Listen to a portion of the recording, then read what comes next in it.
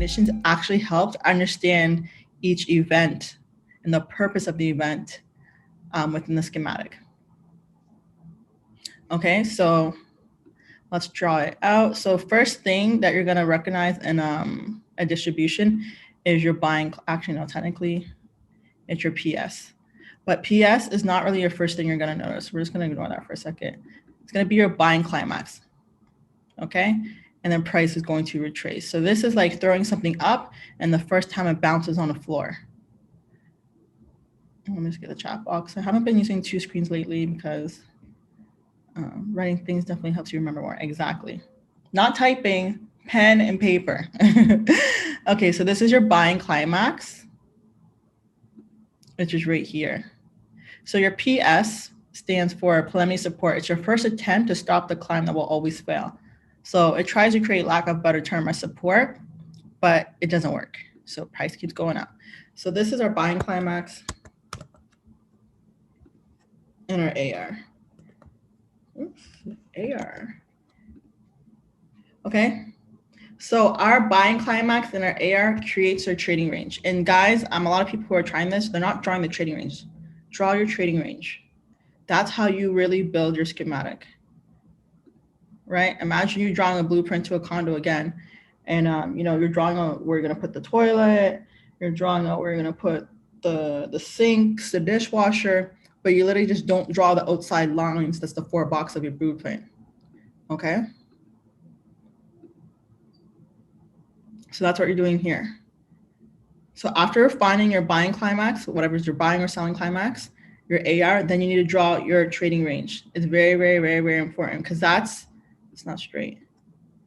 Every event that we find is in relation to the trading range. And if it doesn't fit, then it's wrong. So if we don't have this, then it's going to be hard for us to decide, right?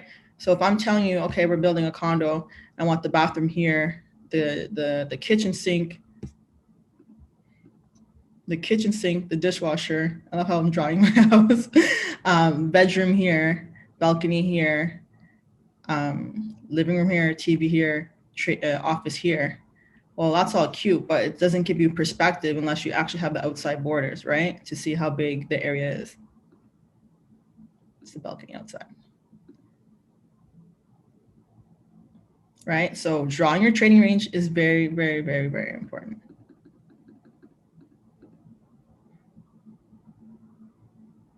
Okay, so after we have this established, see how they have it, the lines like this as well? Okay, after we have that established, we need to look at the next step. Now, also sometimes I'm seeing people label it all random. It needs to be, generally speaking, in order. So don't do your AR and then say this is a PS, and then say this is an MSAL, and then this is an LPSY, and this is a test, and then this is your UT and your UTAT. So it's not a puzzle that you get to build all willy-nilly because you want to label things and call it Wyckoff. These things need to be in order, and that's why they're in different phase. So your whole phase A alone is going to be your buying climax, your AR, and your ST. Okay, so your second test is pretty much a retest of your buying climax. So think you're dropping a ball on the floor, right? Once you drop it here, your AR, that's why it's called automatic reaction, automatic rally, doesn't matter. Once it bounces back up, it's gonna either be a little bit lower or just as low. So that's gonna be your second test. Now, generally speaking, your second test should come up at least like a 38.2 or halfway. To me, this is not a second test. This is nonsense. Okay, so second test.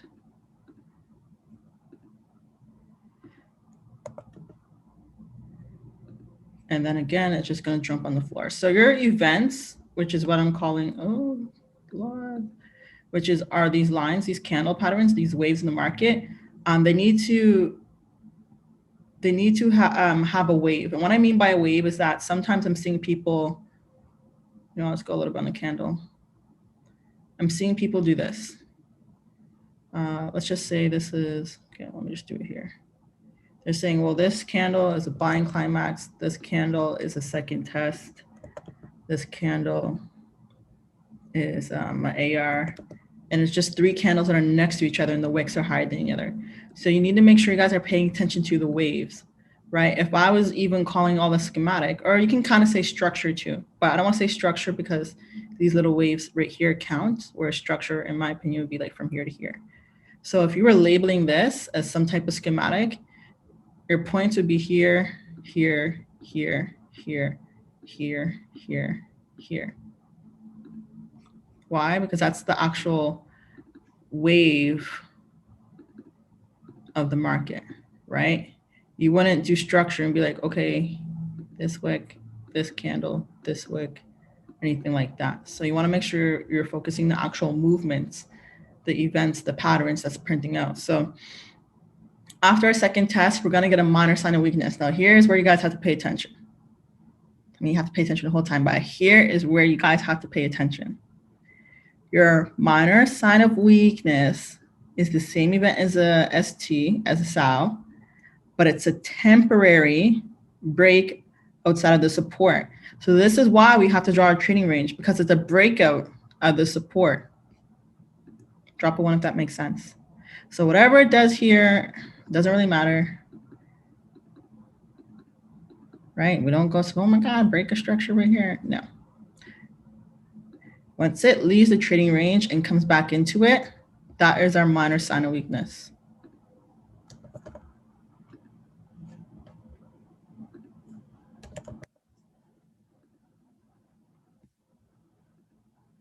Okay, so next motion is up thrust. Now, like I said, you guys cannot, do an M side over here and then do an up thrust over here. But sometimes between events, especially after phase A is generally right beside each other. It's generally your first up, down, up. And that's why, I don't know if it's highlighted on here. That's kind of why, in my opinion, it's more of a change of structure, because it's these first 3 waves.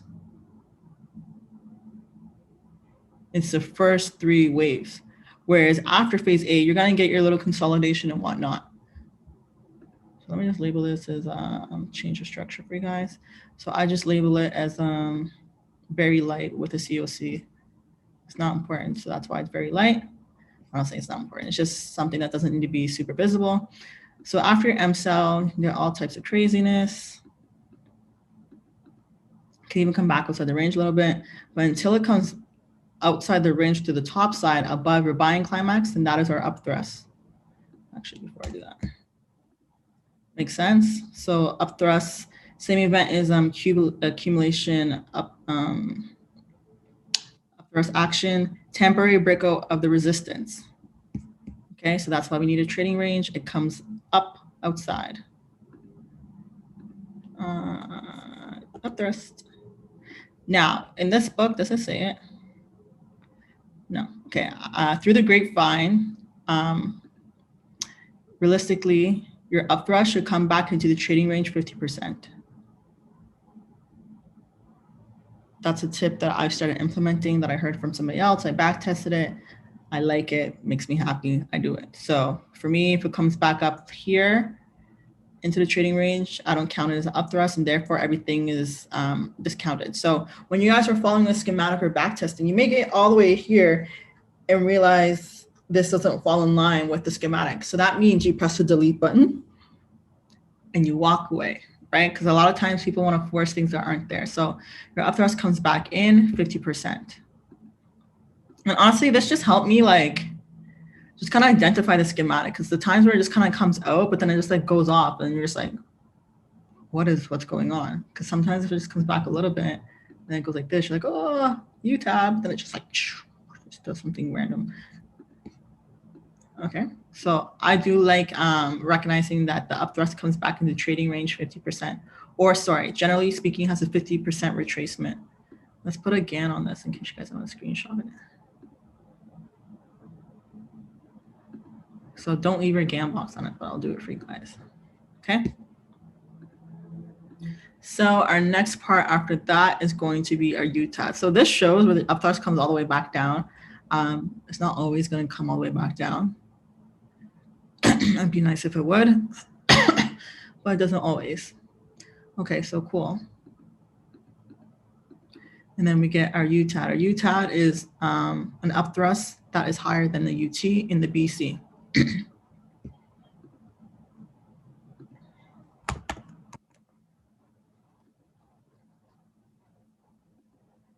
Okay, so you guys, like I said, you guys can read all the definitions. I want to get to the chart, so I don't want to take too long on this part.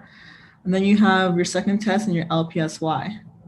So your LPSY is last point of supply, and your second test is just a second test. Generally the same thing. It comes back in and retests the trading range. So what it will do when the UTAD comes, it will come back and give you a retest of the resistance. Okay? And then you might get another exit and you get another retest. So this one's second test, this one LPSY, tomato, tomato. Now, this part is important because that's actually our entries. Now, this UTAD, you see how it just comes outside this trading range and how it just drops back into it? Well, this is going to be our what? Our large selling movement. And then you know what the candlesticks usually look like here, which is not in the book, which is I don't understand why. And yes, I would like to create a book, but ain't nobody got time for that. So I'm letting you guys know on the Zoom, when you get this selling climax or this large selling movement, you'll most likely get an imbalance in the area that's around the trading range. So then you do your typical imbalance fill.